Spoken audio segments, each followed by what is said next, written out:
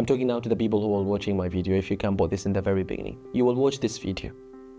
You will watch every single picture in the video. You will hear the stories. By the end of the day, you will be lying on your bed or couch. You will be in your transportation to work or whatever you will do. And you will complete your meal. You will go back again to your family. You will hug your kids. You will go to your work, and you will do whatever you want to do. I don't want this. I want you to complete your life, but I want you to act. This is a plea. I'm begging you. If you watch this video, promise me at the end of the video that you will do something to my people. Mohammed Ashraf, thank you very much for joining me today. Thank you, Ahmed. Nice to see you. It is very scary to ask this question to someone from Gaza, but how are you? If my people okay, then I'm okay. None of our people is okay. Unfortunately. Thank you again for joining me today. This is our second podcast. Last year, I interviewed you for a podcast that was very, very powerful. You shared your testimony of your experience working as a physician in Gaza during the genocide. And here we are again.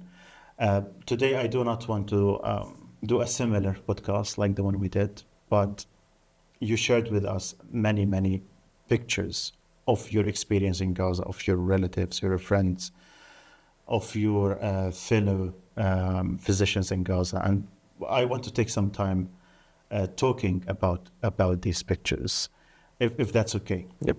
But Mohammed, before we go to these pictures, and I've looked at these pictures, and I know that you have a lot of stories to tell about them. But let's talk a little bit about the current situation in Gaza. Today, this morning, I was reading a report by WHO in which they said that almost 500,000 Palestinians in Gaza have now reached stage 5 of starvation, of famine. As a physician, can you tell me what does that mean? All right, Ahmed. People maybe have seen other people in the world starving before the pictures of Gaza pop out or started to show up in the media. And some people trying to compare these pictures with other famine that happened before. Again, I don't deny these famines that happened before, but this kind of famine that's happening now, it's a man-made famine. It's completely different from what happened before in any other part of the world. Because people, they are starving my people in Gaza. They are blocking the borders. They are preventing the aid to come in. They are making kids starving to death. And we have seen the pictures. Some people trying to deny it, but there's no way to deny it nowadays when these pictures is circulating everywhere in the social media. It's everywhere. In every single humanitarian organization, you can find the reports, you can find the numbers, you can find the pictures of these kids who are starving to death. Stage 5 of malnutrition or famine, which is mean they are very close to death. This is very simple, very clear. We can explain it in details in the medical terms, but again, it will not change anything apart from they are very close to death if there is no one act. Even your worst enemies, you would not starve them to death. At all. Let alone the children of your enemies. You don't do this. At all. Normal human beings do not do this. It's barbaric. It is. It is savage. But Muhammad, recently I've seen many videos of, to be honest, evil videos of some journalists, TV anchors who are saying that there is no famine in Gaza because one of the pictures that we have seen is for a child who is emaciated, but his mother was not emaciated. And they said that this is a proof that these children are not really starving. How would you respond to that? I will respond by the first picture if you don't mind. Tell me about this picture. This is my mom's brother. His name is Adil. Okay. You can see this picture is before this genocide started.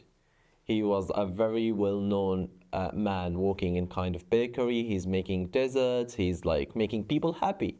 He's making a very nice desserts. And this picture is he's at least 130, 140 kilograms, at least.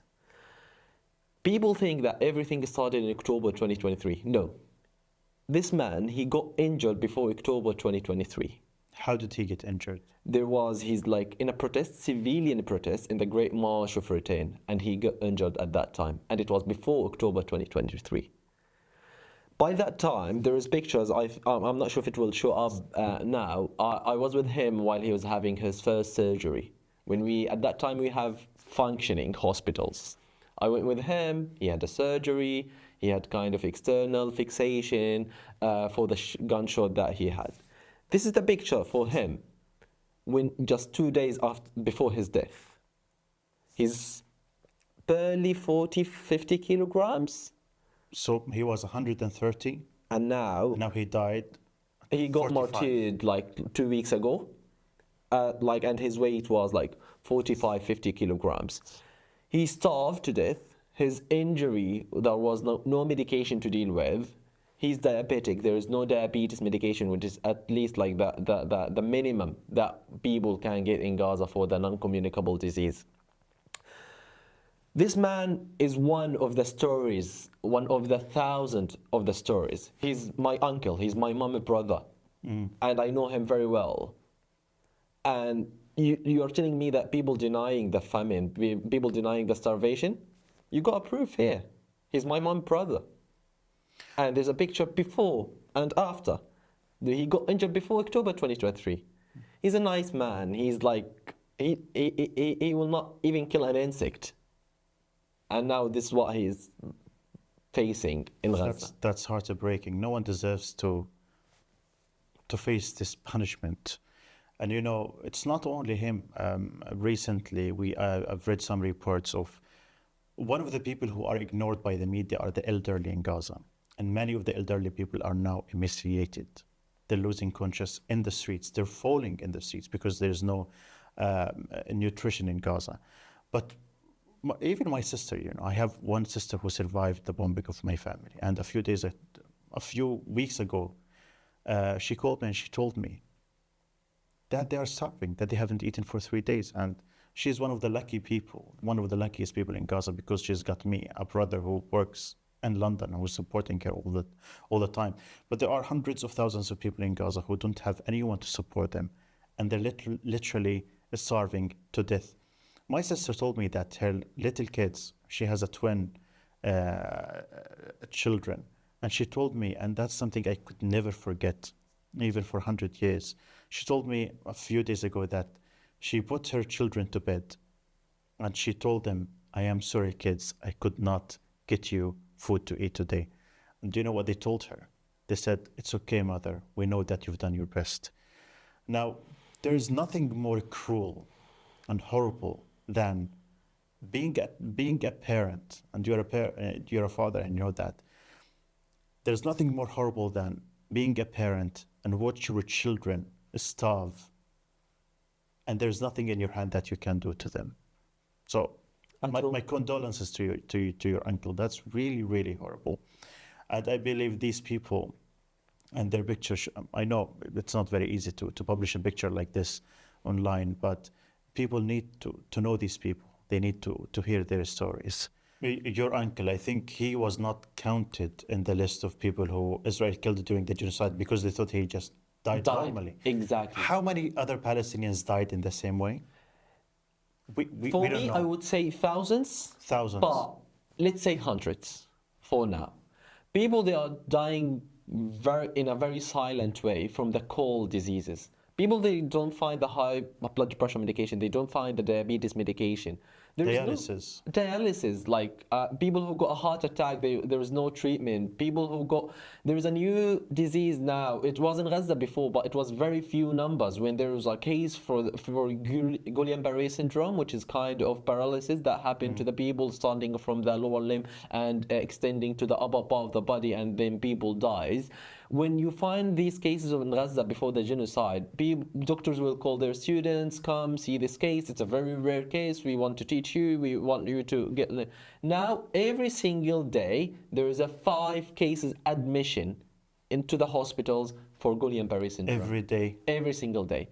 And the sad thing in the story, one of my colleagues, he just posted in the social media, before that, they're able to treat these kind of diseases. But now, they are only watching. Just watching. People get paralysis from their lower limb extended to the And there's nothing the upward, doctors can do to nothing help them. until reaching their respiratory system, shut down, and they will die. And they are just watching. Imagine that in any part of the world, that relatives coming to you, imagine that you are a doctor telling you, Ahmed, could you please tell us what's the prognosis or what will happen to our kid or dad or whatever. And you will tell them that we will watch Until they die. until they die. Again, I'll repeat it. Doctor telling a relative or telling anyone from the family, we will watch until your relative die. I can imagine this happening in 2025 when there is it's only one kind of medication that can be delivered to Gaza and it will save hundreds of lives. And again, we are not talking about the bombardment now. We are not talking about the 60,000 people who are being killed from direct bombardment. We are talking about people who are dying from cold diseases. We called it cold, but And many other patients also die because of the bombardment, and they could be cured, but the doctors prioritize the most urgent cases and let many others die. And this happened to one of my nieces. She was injured, and my brother-in-law told me that the doctors could cure her, but they did not because there were so many cases at the hospital, and they would have to choose and pick some of the cases and leave others. Unfortunately, which is, I've witnessed this myself. I've told the dad that your kid that can survive, but unfortunately there is no ICU bed at the moment. You know what the dad did, Ahmed, which is, I have the picture, I'm not sure if it's here or not. Yeah. The dad just put the kid in his arm, sat on the floor, starting to recite Quran until his kid died after a few hours.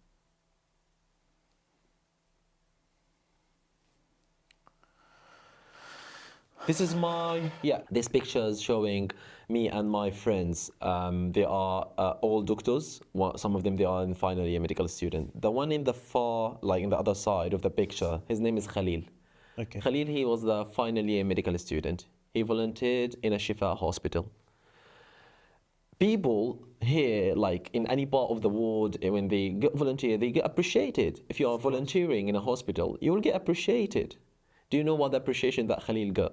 What? He got shot in his hand, he's abducted, and then he released after a few months, and he lost at least 30-40 kilograms, and he's punished and he's got tortured while he's in the abductivity. Why?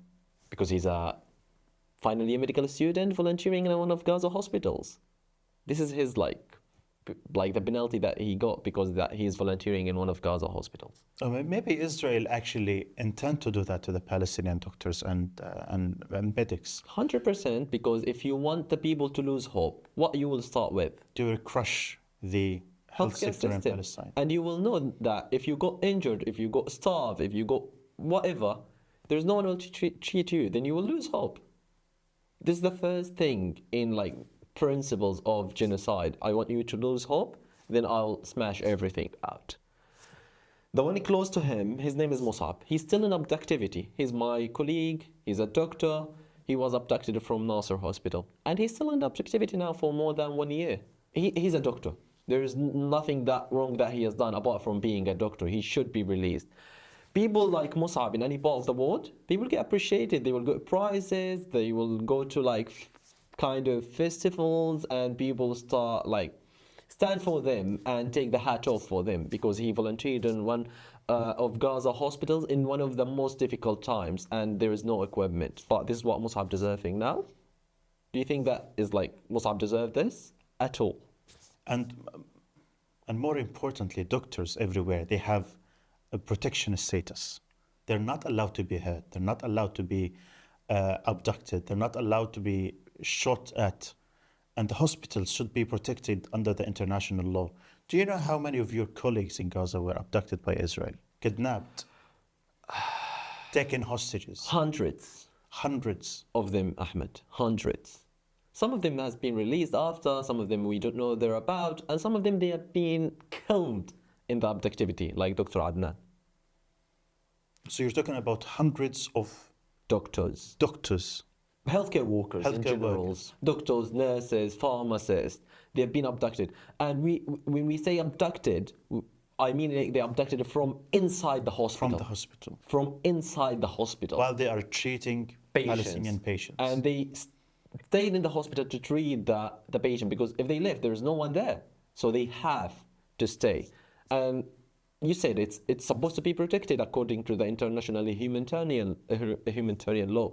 If people like understand what does that mean, or if people trying to save these healthcare workers, they should understand what that meaning. What about the other two doctors here? One of them is still serving in Gaza. One of them, he left Gaza, and now like he left without his family. So it's difficult to be outside Gaza without your family. Of course. The next picture showing my colleagues we have been working together. This is my classmates. We have been in the same class in the middle school. We graduated together. We started to work together in the same hospital, in the same department. Yeah. All of them, they are emergency medicine doctors. One of them, in the very left of the photo, he's taking care of 25 people at the same time. His family is 25 people, 25 person. He's taking care of them. One doctor is taking care of 25. How can females, one person? Kids, Yeah. like vulnerable people, elderly, and he's taking care of them. And you know, when he's taking care of them, when he finishes shift, he just go wandering around in the streets, trying to find anything for them to eat, whatever kind of food, if there is available food, and then go back again to them, and then he go back again to his shift. After 12 hours, he have to take care of 25 vulnerable people. From my experience, I have this sister of mine, and I know how expensive it is to live in Gaza. To just survive in Gaza right now, how can one person afford to support the 25 members of his family, knowing that these doctors are not getting paid for their work? At all. He cannot afford this, but he have no choice. If he didn't manage to find anything, his people will die. His family will die, like 25 person. All right, Ahmed, we talked about Rushdie at the very far end of the picture. The next to him, his name is Ahmed. He's one of my colleagues. He got married during this genocide. He had a baby 2 months ago. When I asked Ahmed, like, how you manage, he's saying it's like the answer that no one can imagine, like what he replied to me. He said, it's okay for me to starve, but at least I have to find something for my son and the breastfeeding mom as well. Like, because they are, if I didn't find anything, they will starve to death. Breastfeeding mom in any part of the world, like if you went anywhere in the world, you will find guidelines, you will find like special care for pregnant ladies, for breastfeeding moms, for newborn babies, how it's very important to give the appropriate nutritional support for the babies in the very first few months, how is important the breastfeeding is for their well-being, for their psychological, mental, physiological well-being. But unfortunately, people in Gaza, they don't have this privilege. And people, again, watching and watching and watching. In the previous videos, when I was speaking to the media, I was speaking to you, I was speaking to anyone, like I was pleading to the world to stop the killing by bombardment. Now we, like in a very different level, we are now pleading to the world just to please stop the famine, stop the starvation. We are not talking about bombardment. We are not talking about people who are being killed with all these airstrikes or what kind of bombardments.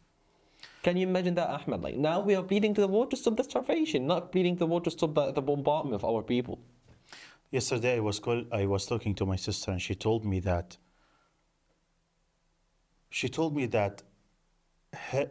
her least worry is the bombs now.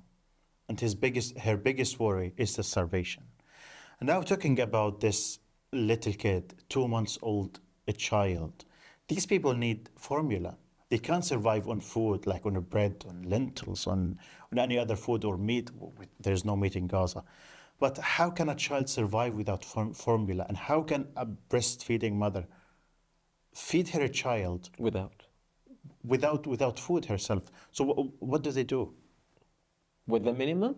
He's trying to find anything for the mom then that she can breastfeed if she's able to do, or they trying to find any formula if it's available. But again, there is no formula in Gaza at all. Many of my friends who have children, they told me that now they're feeding their little infants lentil soup instead of the formula, instead of milk. Which will affect their health 100%. Forever. Like internationally, kids before 6 months or before 5 months, they cannot get solid food. They're only relying on milk, even breastfeeding from their moms or a formula. But in Gaza now, they have no choice. They have no choice. And this will affect.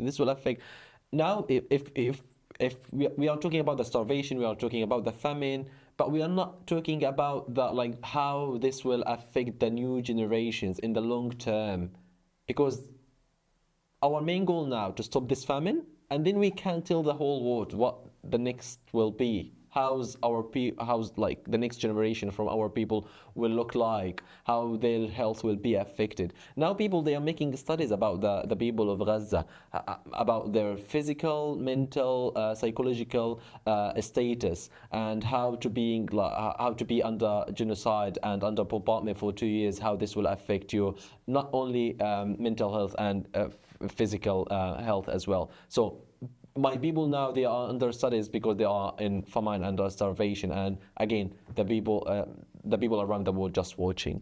The definition of genocide is the intention to destroy in whole or in part a group of people, and that is exactly what Israel is doing. They don't have to go and pull the trigger and drop bombs on the people in Gaza to destroy them. They are destroying the people in Gaza with famine, and the consequences of this famine, some of the consequences will appear now, some of the consequences will be everlasting. These are children who are starving right now. Maybe some of the symptoms of the destruction of their health will show in the future. 100%. But tell me more about the other. So this is Dr. Mohammed Dabbour, is one of the only 3 pathologists in Gaza. Dr. Mohammed Dabbour killed with his father and his son in an airstrike to his car directly. So he was assassinated. 100%. Because he was a doctor. Exactly. And do you know where he has been assassinated? Where? When they asked the people to move from the north to the south, and they claimed the south will be like a humanitarian zone and it will be a safe area. They assassinated Dr. Mohammed while he's moving from the north to the south. Few months later, Dr. Hussam Hamada, the second pathologist in Gaza, has been killed as well. We only ended up with 1 pathologist in Gaza. So in Gaza right now, there is only one pathologist. And the only 1 pathologist in Gaza cannot do their proper job because there is no equipment to deal with these kind of samples that they are dealing with. And do you know how many years it will take the healthcare system to find a new qualified, smart pathologist like Dr. Mohammed and Dr. Hussam? At least 10 years. 10 years. At least 10 years. So Gaza will be without a pathologist for 10 years now. And this is the long-term consequences that we are talking about. Like, for example, Dr. Adnan, when he was killed, he's a brilliant, smart orthopedic surgeon. If you want to get someone to the level of Dr. Adnan, at least you want 15 years. 15 years. To find someone to train to be in the same level like Dr. Adnan. So it's not only about the short-term consequences. There is a serious long-term consequences, but people not talking about. They are busy talking about famine now and the starvation, which is, I agree that we need to stop this first, and then we can talk about the long-term consequences. Okay, this picture. Next one. This is people who have been graduated from UK universities. All of them, they are achieving scholars. They got scholarship from the UK government to get their master degree in the UK. Can't recognize many of them. Many of them, they are still in Gaza. They have been starved now. I want to tell this message to the fellow colleagues who have been with them in the university. If you can see, there's many people now, the people will watch the video, they will recognize them. These people, they don't deserve this. They are very smart, intelligent leaders in their specialties and in their majors, and they're now facing famine in Gaza. People, when they're in the UK, they go out, they eat, they are like wander, they travel, and the only reason now that they're being starved because they are Palestinians from Gaza. This is the only reason. I'm talking to their fellow colleagues who have been with them during their master journey. Imagine that your nationality by any chance change from X to Palestinian from Gaza. Now you will be in the same, you will be in their shoes. You will be starved to death. You will be struggling to find food to your family. And one of the people in this picture, his name is Maisara. We've talked about him. He's my friend and he's your friend. He was my flatmate in Leeds. And he's one of the nicest people you could ever meet. Smartest, nicest people. He's a doctor and he has been killed in the second month. With all of his family members. With all of his family. And you know the sad thing in the story? When his two brothers went to get him from under the rubble the next day. They were bombed. Again.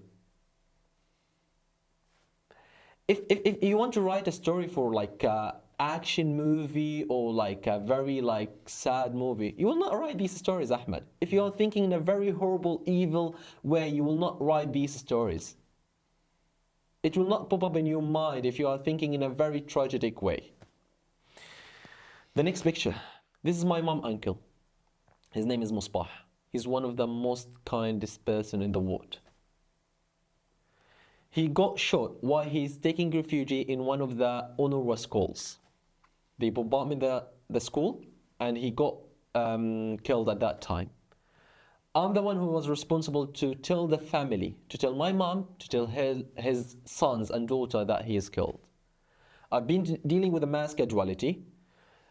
In any part of the world, that when you got like relative killed while you are a doctor and dealing with these kind of casualties, you will stay apart, you will take some time off until you're well-being and you will do your debriefing and then come back again. I told them, I've told my mom, because she was again staying in the hospital because our home has been bombarded as well from the very beginning. I approached her, I told her that your uncle has been martyred just like a few hours ago. He has been attacked in the school. And do you know what's the name of the school that he has been attacked? What? It is the school that I'm the head teacher in. My mom, she's a head teacher in one of the UNRWA schools. He was taking refuge in that school, they bombarded that school, and he's killed in her school. Wow. Again, if you want to write a story from your imagination, you will not write this. We took him, we prayed for him, and then he got buried, and there is no way to say, well, like, bye to him from his son and daughter because they are in different part of Gaza. Next picture. People denying that pregnant mom has been killed.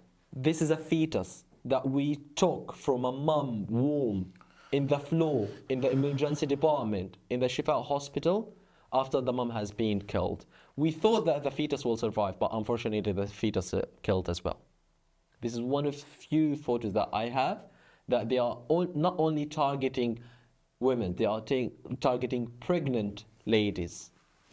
And we've seen many other, just this morning I saw another picture of a pregnant lady who was killed, and then her fetus was blown away and they found it on the street, like smaller than this one.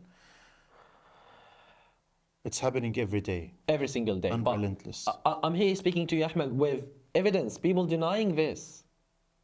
There is an evidence. They cannot deny. There is a picture that I've witnessed this. There is a picture. Let's move to the next one. The next picture, this is my colleague Saleh, who has been abducted as well. He's a doctor and then he released later.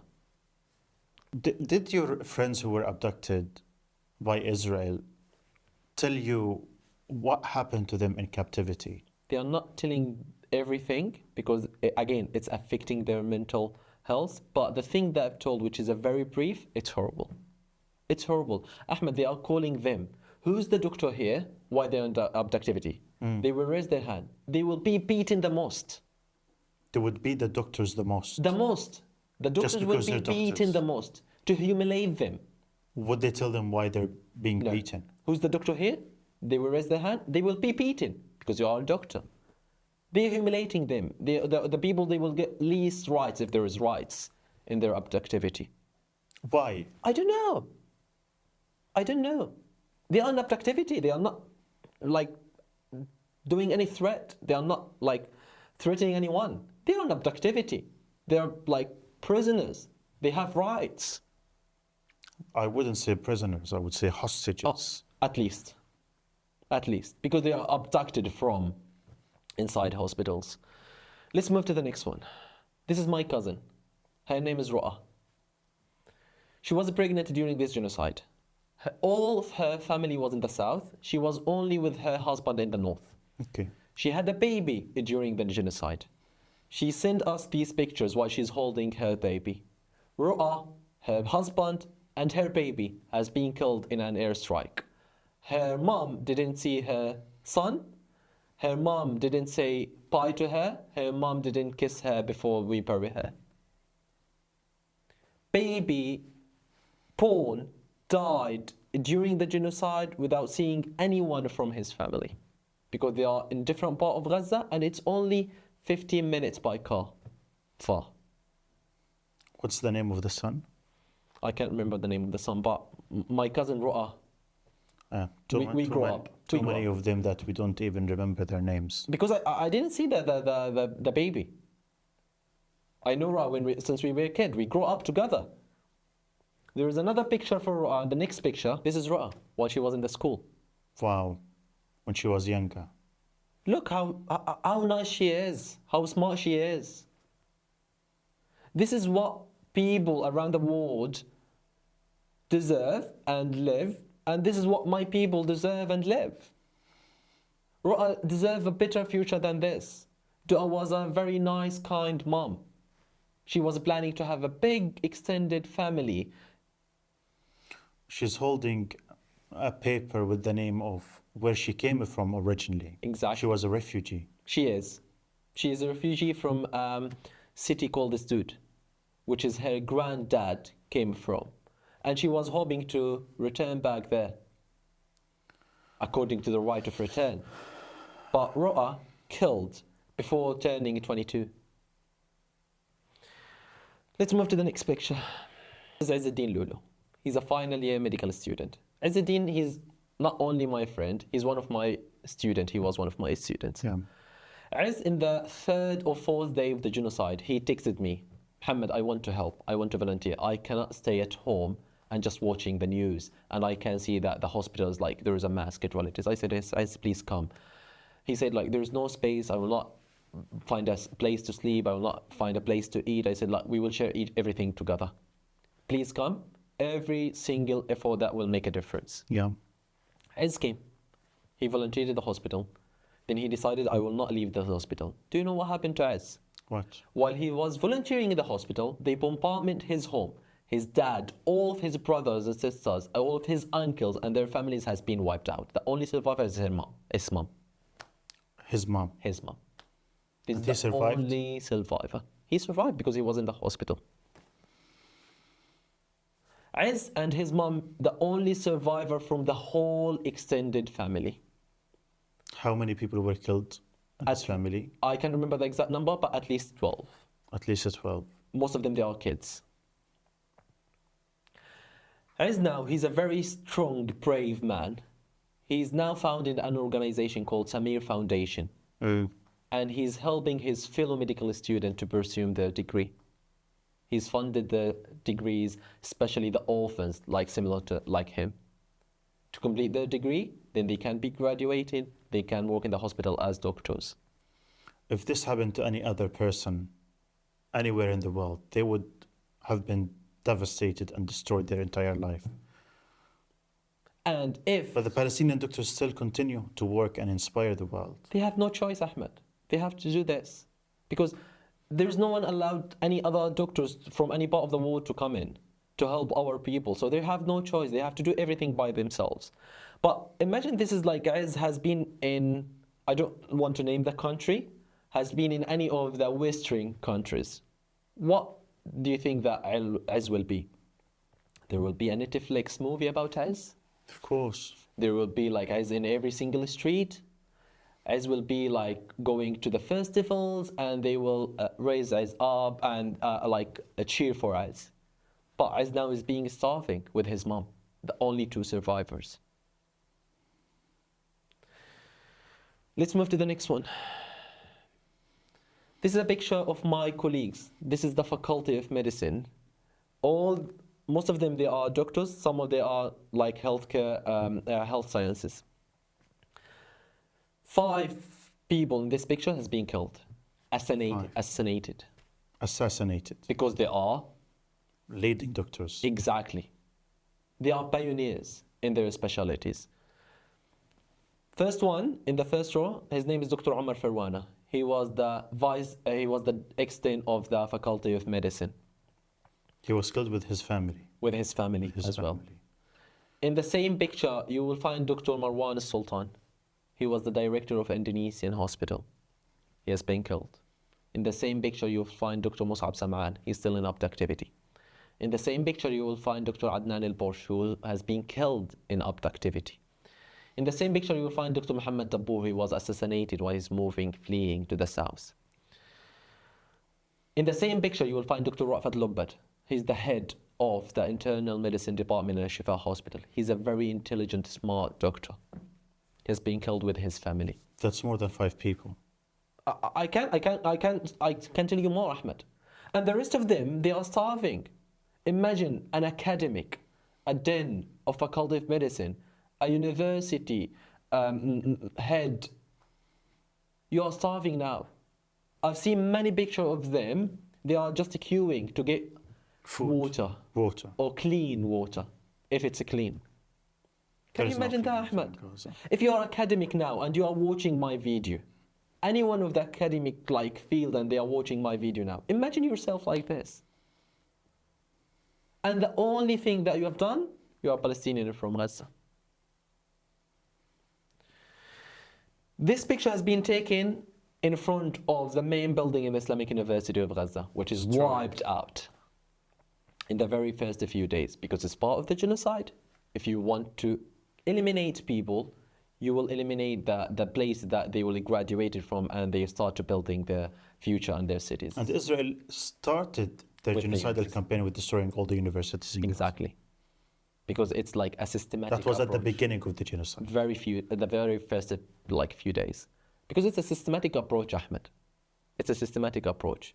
Universities, hospitals, schools, shelters, leader people, bakeries, pioneers in the community, academic, doctors, volunteers, social media activists, journalists, public figures. That's it. Anything or anyone who would give way of life to the people in Gaza. Exactly. And every single category that I told you about, we can nominate, we can tell about hundreds of names that under this category. Let's move to the next picture. This is my daughter. This is your daughter? This is my daughter. And the phone in her hands, she's watching my videos, because during the genocide, I wasn't able to see her. She was in a different part of Gaza. She was in the south. I was in the north. The only way that she can realize that I'm speaking to her, when her mom just showing her my videos, that I was speaking to the media, and they know that I'm still alive, I'm fine, and she was watching my videos. The funny thing is, she was talking to me in these videos, because she thinks that I'm speaking to her. Imagine how many people still in Gaza, they are not able to reach their daughters or their sons, to kiss them, Ahmed, to hug them. People in any part of the world, if they are doctors, if they are healthcare workers, they will finish their shift, they will go to any market, they will get some sweets, they will get some bakery, they will go home, they will find their daughters or sons waiting for them, they will hug them, give them these sweets, and that's it. This is how life should be. Unfortunately, we couldn't find her egg to eat during the genocide, because there was kind of deficiency in calcium and this stuff. What was she eating? Any alternative, which is bread, anything. Now bread is a luxury. Exactly. It's a luxury. If you have bread nowadays, then you're lucky. You're very lucky. Very lucky. Let's move to the next picture. This is my colleagues. They are all emergency medicine doctors. I'll show you another picture. This picture, there is Dr. Muhammad Ghanim, who was killed with his father while he was serving in the north. They attacked their neighbor. Muhammad rushed to help his neighbor. They attacked them back again with his father, and they martyred at the same time in the scene. Next picture. In this These are your picture, colleagues as well? they are all of my colleagues. In this picture, the one who's like on the bed and he just like semi lying down. His name is Dr. Abdullah Al-Badri. He's a father. He's a husband. He's a son. He has been killed with his brother and 2 uncles. And now with 3 of his sons, they have no place to stay in. They have no one to take care of them. They are starving. And this is what doctors facing. If you say to anyone in schools or in any part of the world, what's your dad's job? They will say a doctor, and they will be proud. Of course. They will be proud, Ahmed. Of course. My dad is a doctor. We have a privilege. We live like a decent life. But in Gaza, if you say my dad is a doctor, you'll have 2 choices to say after that. He's a doctor in abductivity, or he's a doctor has been killed. And now I'm starving because I have no one to take care of me. Let's move to the next picture. This is a kid that I was treating in the very first few days. This is my hands. When I started to treat this kid, the first thing that I've seen in this face, not this kid face, it's my daughter face. They are the same age, born the same, like roughly period of time. How did you feel treating him? I was like treating my daughter. When I'm looking to this kid, I'm looking to my daughter. I'm trying to do my best, and his mom just begging me, please save him. And he got a brain injury. Did you save him eventually? I don't know his faith now, but he went to theater. I don't He know if went he's to still alive. Theater for surgery. But I don't know his faith now, if he's still alive or not. If he died from infection after the surgery or not. Not directly from the injury. I don't know. Can you imagine, Ahmed, like, in any part of the world, when someone get a brain injury, every single part of the hospital will come, will take care. There is a kid, they will put all the crash course there, all the doctors will come down, they will find a specific place, the designated area with all the equipment. But this is how the kid came into the hospital. His mom just carrying him and just walked into the department. Let's move into the next picture. Okay. Do you know who's this journalist? Rushdie Sarraj. This is Rushdie Ahmed, and I know you Rushdie very well. Yeah, I know. We worked together. He was one of the nicest journalists. Rushdie, he is not only a journalist, he's my friend. He's your friend. He was interviewing me. 3 days later, Rushdie came as a dead body to the hospital. You were there at the hospital? I went there. And I can imagine that. Like, no, this is not Rushdie. He was interviewing me. He said, like, we will make a documentary. This is the first scene. We will complete later. We didn't complete. Rushdie was killed, and he left his wife and his daughter alone. His wife is a journalist as well. I know. And she's completing his journey now. Let's move into the next picture. This is my friend. His name is Anis. He's a dentist. He was killed with all of his family. Wiped out. All of them? All of them. No survivors. How many? In Gaza, 5. 5. No survivor. Because he's a dentist. He's a smart guy. He graduated from Egypt and he came to help his people. Same like all of us did.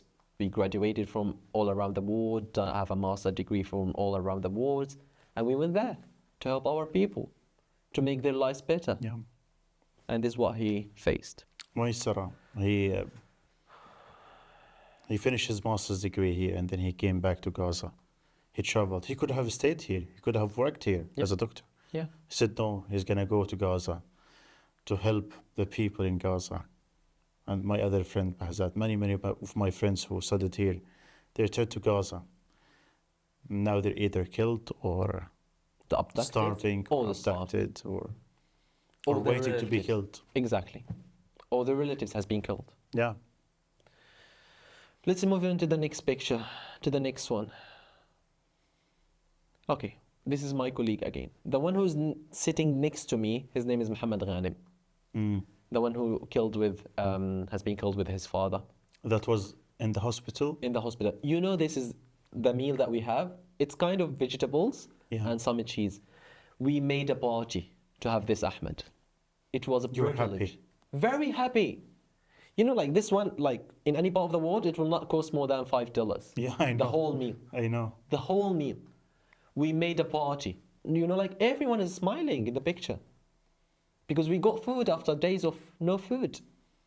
And that was at the beginning of the genocide. At the beginning, can you imagine now what's happening now? And we just like found a room. And the sad thing in the story, when we started to eat, people who have been taking refugees and children in the hospital saw us. We are just like getting some tiny food and they knocked the door. We want to join. Oh my God. Can you imagine that, Ahmed? My people, the most like honorable people, The proudest. the proudest, knocking the door. Can we join? Let's move into the next picture. This is my uncle, my mama brother, the other brother. He has been killed while he's taking refugee in the south, in the humanitarian area, in Mawasi, inside a school. Wow. That dismantles all the Israeli propaganda. You about know the that safe areas. you can see the white hair in his head. He's elderly, How old was he? 56, 57.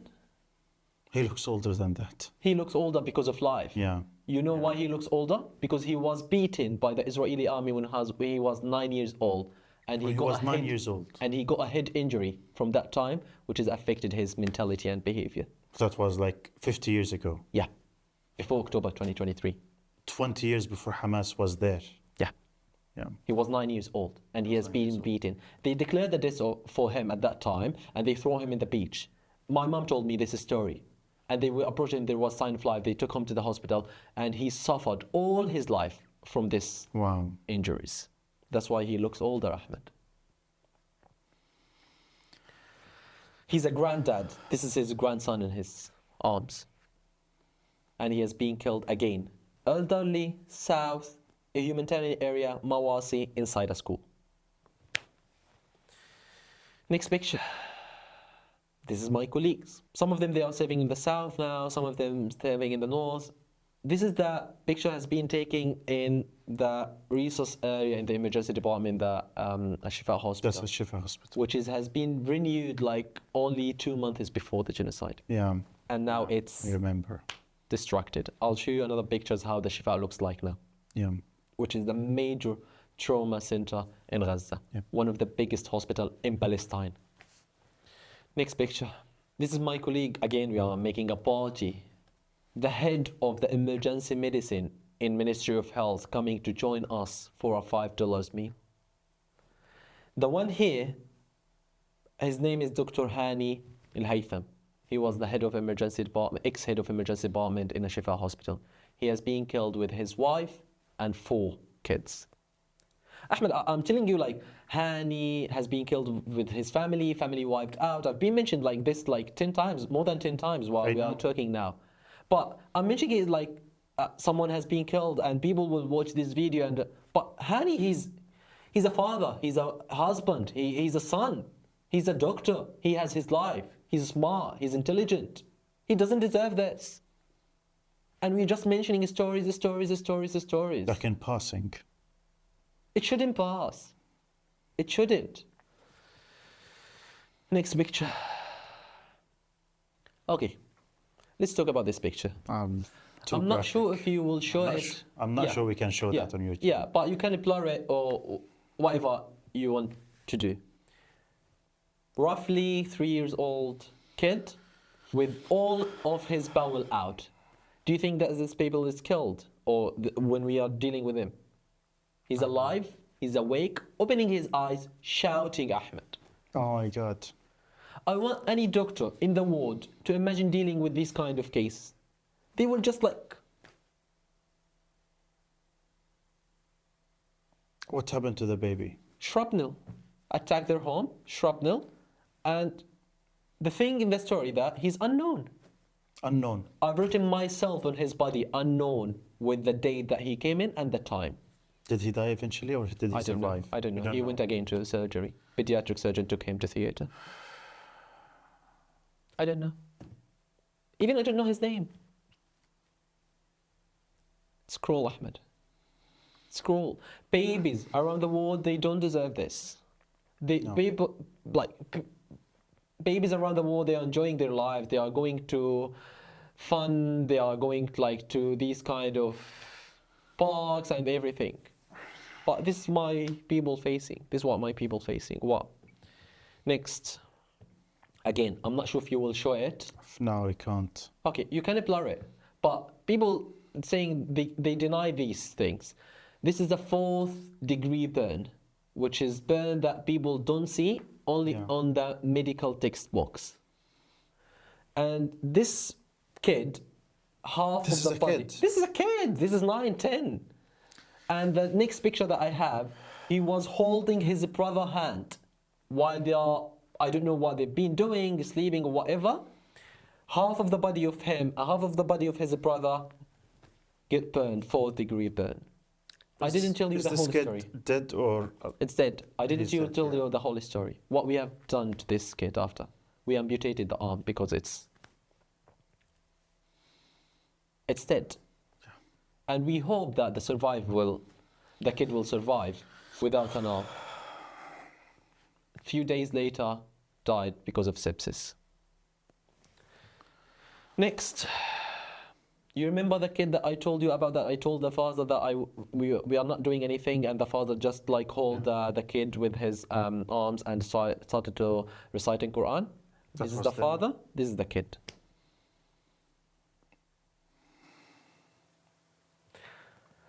I want anyone listening to this video, watching this video, if you are a father, if you are a son, if you are like a husband, whatever you are, imagine yourself in his shoes.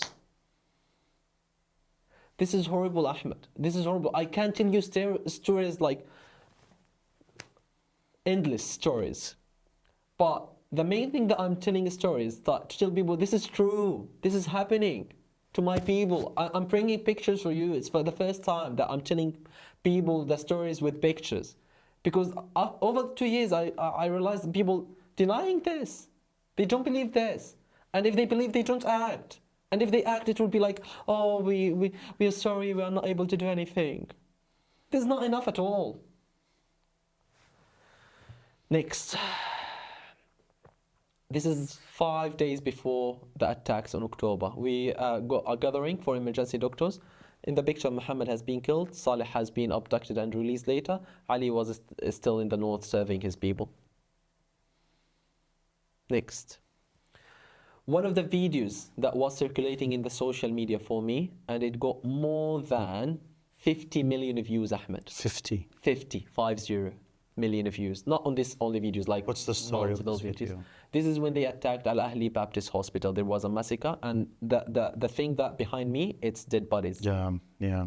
Tons of corpses. Exactly. And people watched that videos. It was like 50 million, Ahmed. 50 million again, if you want, like from all the platform. And no one did anything, Ahmed. Next, Dr. Omar Farwana, that I just told you about, the ex-dean of Faculty of Medicine, has been killed with his family. They attacked his home. Again, it's assassination. This is the pictures, Ahmed. I can't tell you more stories. I get you more pictures. I can keep talking for hours. But this is not the main goal that I'm here just to tell stories. I'm not a storyteller, Ahmed. So tell me, why did you call me and wanted to do this? Because one of my friends texted me. He's a very proud man. He was living a very decent life before. He's a doctor. He texted me, can I get a debit from you to buy milk for my kids? So he wanted to borrow some money. And when I'm telling you this, you know people in your life, they are proud, they have been living a decent life, and you can imagine that they are texting you. We don't do that, yeah. Texting you, can I go borrow some money to get milk for my kids? And then I realized, like, if these kind of people starting to borrow money and to get asking for help, then we reach like a level that people, not only in famine, if there's a word describing what's going on above, like, or more than famine, it will be. Every single day I'm reading an article from any kind of international organization telling about the starvation, the famine, it's only the tip of the iceberg, all these stuff, all these terms. But then what? Then? Do you want me to make another video when there is more videos and more pictures with my family member, they are starved to death? Do you want me like to make another interview when there is like plenty of my family member, they are being killed because of the starvation? I don't want to wait for this. I want people to act, Ahmed. I've been saying this for years, not only in this genocide. In every single interview that I've made, when I was a medical student, international media interviewed me in 2021, in 2014, I was a high school student. I've been talking to the media since I was a kid, and every single time I stop this. We don't need anything from you just apart from stopping this. So as a medical doctor who experienced the genocide in Gaza, what did you make of the BBC decision of not airing this documentary they did on the healthcare in Gaza? They can tell you all the excuses, Ahmed. They can tell you all the, oh, we are doing our like a check, we are doing our kind of, we have our own criteria. They can tell you all the excuses. But the main thing that I can tell you, if people started to watch this in public, in a huge number, they will start to act. And the international media, the biased international media, they don't want the people to act. They don't want the people to know the truth. They do not want the people to know what's going on really on the ground. So they are hiding the truth. What is your evaluation of the medical international organizations and what they did on Gaza? Have they done enough? No. I appreciate their help. I appreciate what they are doing. I appreciate all the delegates going to Gaza. I appreciate all the medical supplies that I've sent.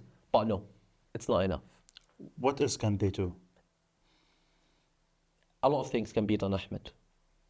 Let's start from now. Stopping this, they can make a pressure on their MPs, on their leaders, on the managers, on anyone that they can take a decision by stopping this. The second thing, they can keep talking about Gaza.